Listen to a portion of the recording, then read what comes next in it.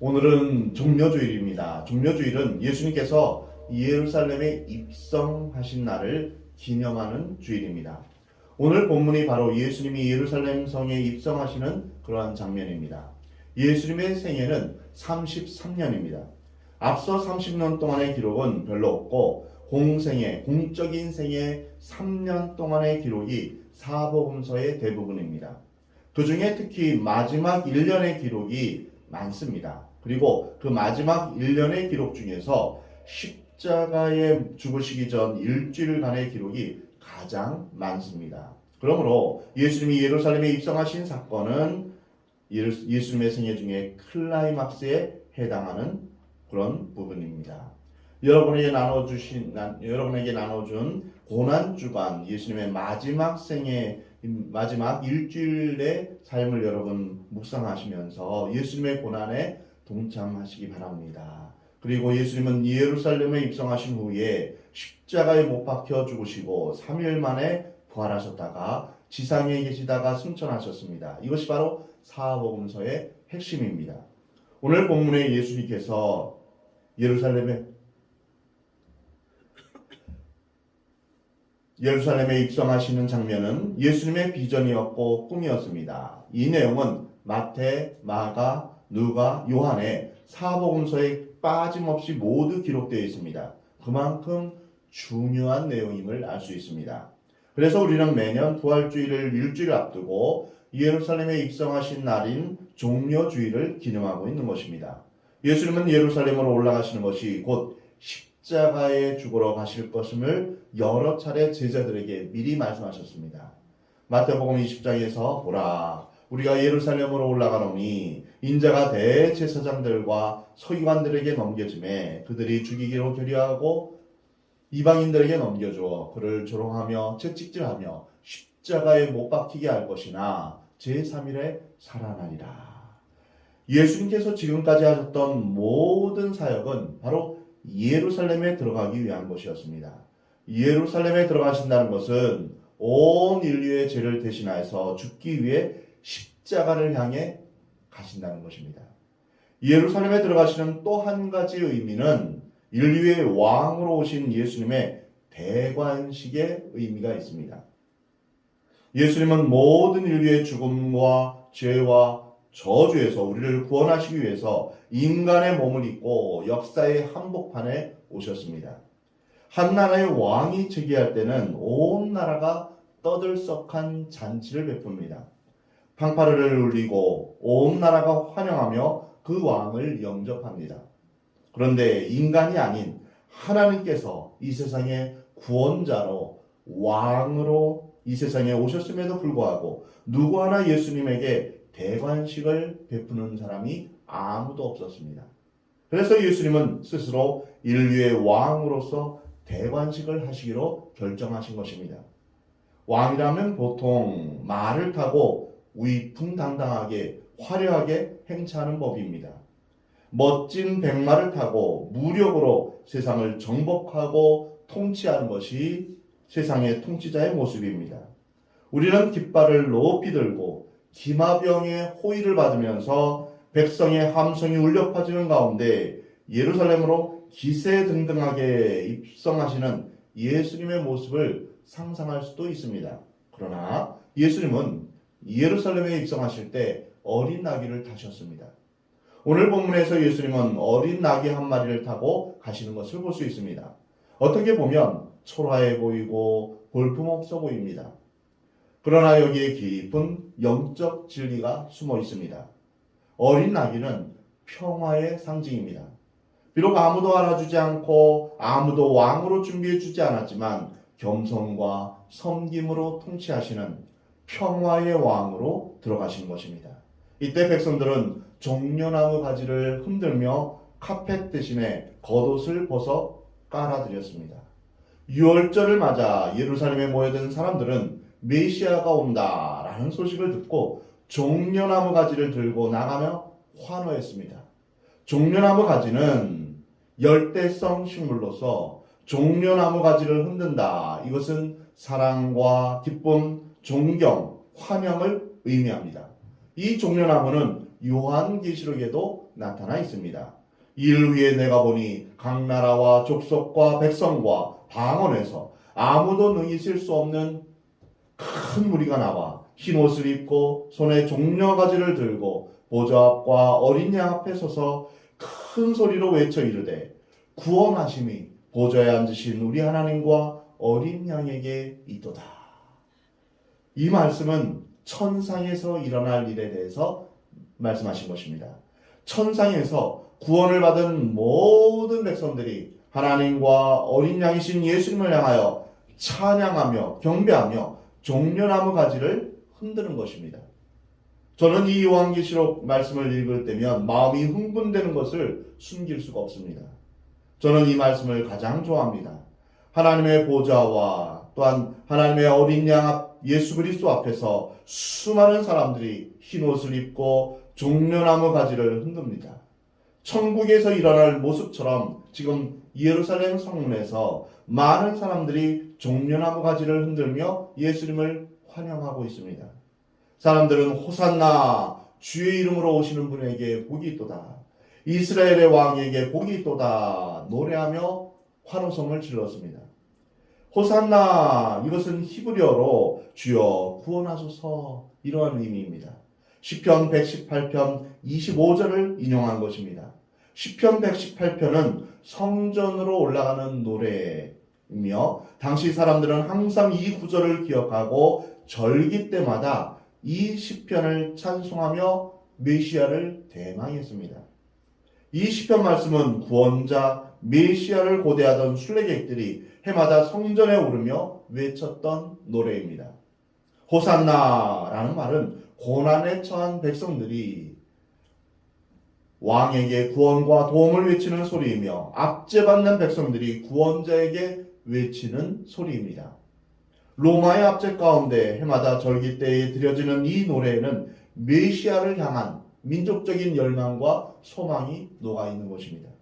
주의 이름으로 오시는 이라는 말은 로마의 압제에서 자유와 해방을 주는 정복자 왕의 모습을 기대하는 것입니다.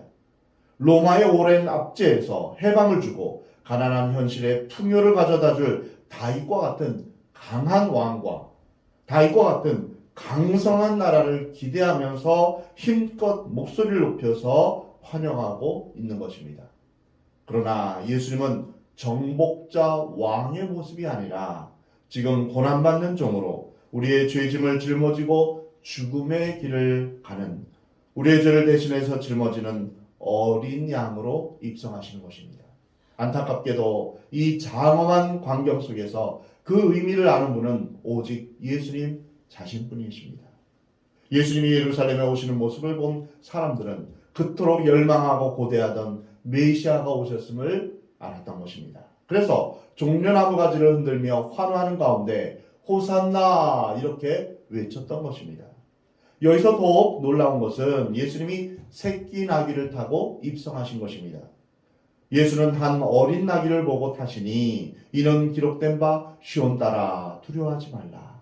보라 너희 왕이 새끼 나귀를 타고 오신다 함과 같더라. 이 모습은 매우 시적이며 소박한 모습이고 한편으로는 희극적입니다. 예수님은 세상의 영웅이나 개선장군 또는 권력자처럼 세상을 호령하는 자가 아님을 나타내는 것입니다. 우리의 구원자는 도살장에 끌려가는 양과 같이 털 깎는 자 앞에서 잠잠한 어린 양과 같이 그렇게 온유하고 겸손하게 임하신 것입니다. 보기에 흠몰 만한 것도 없이 십자가에서 처절하고 비참하게 죽으십니다. 이분이 바로 메시아이십니다. 이 모습은 구약의 예언이 성취되는 사건입니다. 스가랴 9장 9절 말씀을 성취하신 것입니다. 보라 내 왕이 내게 임하나니 그는 공의로우시며 구원을 베푸시며 겸손하여서 나귀를 타시나니 나귀의 작은 것 곧 나귀 새끼니라. 이 말씀은 메시아에 대한 예언입니다. 구약에는 메시아가 태어날 장소와 모습 등이 모두 예언되어 있습니다. 메시아가 새끼 나귀를 타고 입성하실 것이라는 예언도 구약에서 말씀하고 있는 것입니다. 왕이 예루살렘에 입성하실 때 새끼나귀를 타실 것인데 그 이유는 온 인류를 대신 지실 왕이 공의로우시며 구원을 베푸시며 겸손하시기 때문이다 라고 밝히고 있는 것입니다. 그리고 더 중요한 것은 예수님이 예루살렘 입성을 하시는 그때는 유대인들의 최대 명절인 유월절입니다. 유월절에 맞춰서 입성하신 것입니다. 예수님은 시간을 계산해서 예루살렘에 들어오신 것입니다. 예수님께서 십자가에 못 박혀 죽는 때를 유월절 어린 양이 죽는 때로 맞추신 것입니다. 예수 그리스도는 온 인류를 위한 하나님의 어린 양이십니다. 그래서 유월절에 맞추어 온 인류의 화목제물로서 어린 양으로 입성하신 것입니다. 예수님은 예루살렘에 입성하신 후에 말할 수 없는 고난을 받으셨습니다. 그리고 십자가에서 처형당하셨습니다. 그날이 바로 모든 이스라엘 백성들이 유월절을 유월절을 맞이해서 어린 양을 잡는 그런 날이었습니다. 유월절은 애굽에서 10가지 재앙 중에 마지막 재앙을 기억하는 절기입니다. 모든 집의 장자가 죽던 그날 밤 어린 양을 잡고 그 피를 문설주와 임방에 바른 집은 그 재앙이 지나가게 되었습니다.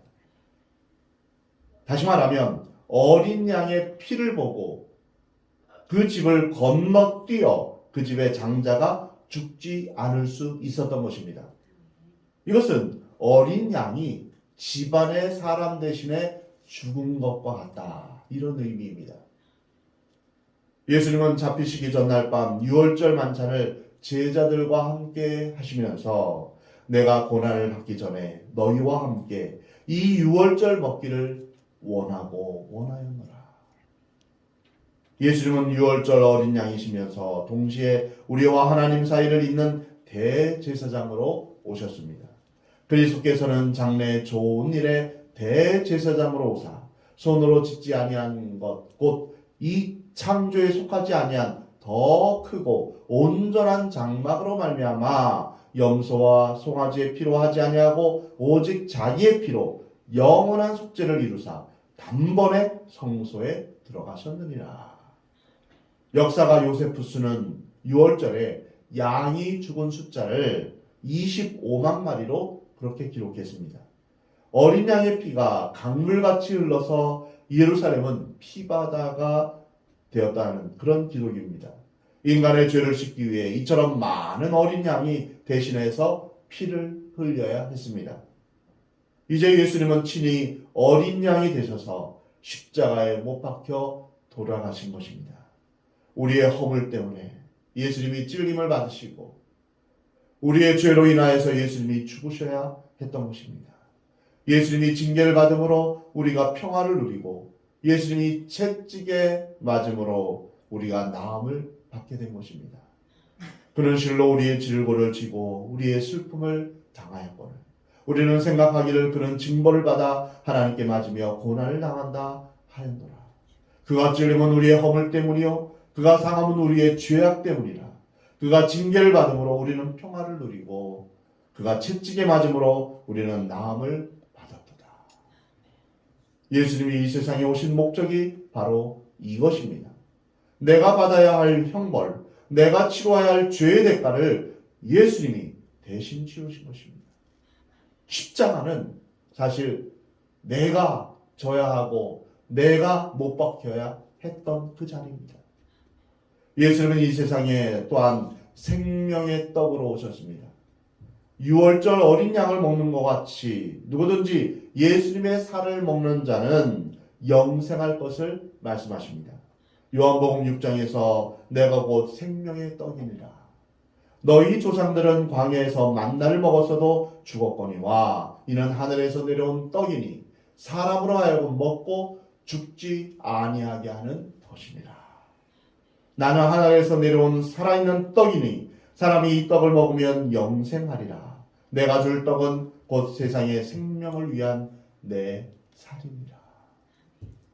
이 말씀은 예루살렘 입성하시기 1년 전인 6월절에 오병이어 사건 후에 말씀하신 것입니다. 오병이어 사건도 6월절에 있었던 사건입니다. 그리고 1년이 지나서 예루살렘 입성을 하신 후에 예수님이 잡히시기 전날 밤 6월절 만찬을 제자들과 함께 나누면서 말씀하십니다. 떡을 떼어 제자들에게 주시며 말씀하십니다. 이것은 너희를 위하여 주는 내 몸이라. 너희가 이를 행하여 나를 기념하라. 또 잔을 들고 예수님은 제자들에게 말씀하셨습니다. 이 잔은 내 피로 세우는 새 언약이니 곧 너희를 위하여 붓는 것이라. 이것은 죄사함을 얻게 하려고 많은 사람을 위하여 흘리는 바 곧 나의 피, 언약의 피니라. 예수님께서 잡히시기 전날 밤 마지막 6월절 만찬을 나누시면서 말씀하신 이것이 바로 우리가 오늘 나누는 성찬식의 기원이 됩니다. 우리는 오늘 성찬식을 대하면서 우리를 위해서 나를 위해 살을 찢기시고 피를 흘리신 예수님을 기억하며 그 살과 피를 대하는 마음으로 우리는 성만찬에 임해야 할 것입니다. 6월절 어린 양으로 죽으시기 위해 예루살렘에 입성하시는 예수님을 보면서 어떤 사람들은 단순한 구경거리로 보았습니다. 소문난 바와 같이 죽은 자를 살리신 대단한 사람이 오고 있다 하는 것을 눈으로 확인하고 싶었던 것입니다. 그래서 군중 가운데는 단지 소문난 인물을 보려는 호기심으로 사람들이 몰려드니까 덩달아 모여드는 그런 사람들도 있었습니다. 한순간 센세이션을 일으키므로 요란한 선전과 광고로 일시적으로 사람을 끌 수는 있습니다. 그러나 그것은 오래 지속되지는 못합니다. 그날 예수님을 소문난 인물로 대단한 사람으로 생각했던 군중들은 불과 일주일이 지나기도 전에 예수를 죽이라 라고 외치는 사람들이 되었던 것입니다. 예루살렘에 입성하시는 그런 모습을 본 사람들 중에는 예수님을 승리자로 메시아로 환영한 사람도 많았습니다. 호산나 주의 이름으로 오시는 이를 찬송하리로다. 그들은 예수님이 왕이 되어서 모든 압제로부터 자신들을 해방시켜 줄 것을 기대했습니다. 그러나 예수님은 임금이 되는 것을 거절하셨습니다. 그리고 그들은 모두 예수님을 떠나서 배신했습니다. 가룟 유다도 그 중에 한 명입니다. 예수님이 자신의 소원을 들어주고 자신의 형통과 행복을 줄 것이라는 기대를 가지고 예수님 앞에 나오는 사람들은 자신의 소원대로 되지 않으면 예수님을 떠나게 되어 있습니다. 이런 사람들은 자기 자신은 변하지 않습니다. 하나님 나라와 하나님의 뜻은 생각하지 않습니다. 내 뜻과 내 소원, 내 행복만이 중요합니다. 그래서 자신의 성품이 변화되는 것에 대해서는 관심이 없습니다. 하나님 나라에 먼저 우선순위를 두지 않습니다. 단지 예수님은 자신의 소원을 들어주고 복을 주는 것만으로 생각하는 것입니다. 내 뜻대로 안 되니까 예수님을 떠나며 배신하는 것입니다. 예루살렘에 입성하시는 예수님을 바라보는 또 하나의 시선이 있습니다. 바로 유대의 교회 종교 지도자들입니다. 그들은 예수님을 시기와 질투의 시선으로 바라보았습니다. 오늘 보면 바로 다음에 요한복음 12장 19절에서 바리새인들이 서로 말합니다. 너희 하는 일이 쓸데없다. 보라, 온 세상이 그를 따르는도다. 그들은 사사건건 트집을 잡아 예수를 시험하며 호신탐탐 예수를 죽이려고 기회를 엿보았습니다. 그리고 마침내 예수를 죽이고 말았습니다. 그러나 예수님은 자신을 죽이려는 대적자들 앞에서 당당하게 예루살렘에 입성하고 계시는 것입니다. 사랑하는 성도 여러분, 종료주의를 맞이하여 여러분은 예수님에 대해서 어떻게 반응하고 있습니까? 세계 4대 종교의 창시자의 한 명일 뿐 여러 위대한 사람 중에 하나로 선지자와 같은 인물로 나와는 별 상관없는 그런 사람으로 생각하십니까? 또는 호기심으로 예수님이 어떤 분인지 알고 싶어하는 그 정도에서 그치고 있습니까? 또는 내 소원을 들어줄, 내가 행복해지기 위해서, 내 뜻을 이루기 위해서 예수님을 믿고 있습니까? 아니면 이 죄악 많고 고달픈 세상 가운데서 죄와 사망의 권세에서 우리를 구원하실 유일한 메시아로서 나를 위해 십자가에 죽으시고 부활하셔서 지금도 살아계신 하나님의 아들로 여기십니까? 여러분은 예수님을 이 땅의 온 인류의 왕으로, 겸손과 평화의 왕으로, 우리의 경배와 찬양을 받으시기에 합당하신 왕으로 섬기고 있습니까? 예수님이 왕이라면 우리는 그 말씀에 순종하고 그 말씀을 따라 살아가야 할 것입니다. 예수님이 이 땅에 다시 오실 때 모든 살아있는 자와 죽은 자를 심판하실 만왕의 왕으로 맞이하고 계십니까? 메시아이시며 우리의 구원주가 되신 예수님께서 예루살렘에 입성하시면서 인류 역사가 변화되었습니다. 사랑하는 성도 여러분, 예수님이 오시면 개인이 변화됩니다. 예수님이 오시면 가정이 변화됩니다. 예수님이 오시면 공동체가 변하며 나라가 바뀌게 됩니다. 우리의 삶에 이 예수님이 오심으로 말미암아 놀라운 감격과 기쁨이 충만하며 우리의 삶이 변화되는 놀라운 역사가 있기를 우리 주님은 원하십니다. 오늘 본문에서 호산나 다윗의 자손이여 우리를 구원하소서 외쳤던 무리들처럼 우리 역시 예수님을 향하여 호산나 만왕의 왕 예수님 우리를 구원하여 주옵소서, 나를 구원하여 주옵소서, 이렇게 예수님을 왕으로 맞이하며 예수님을 환영하는 여러분 되시기를 우리 하나님은 원하십니다.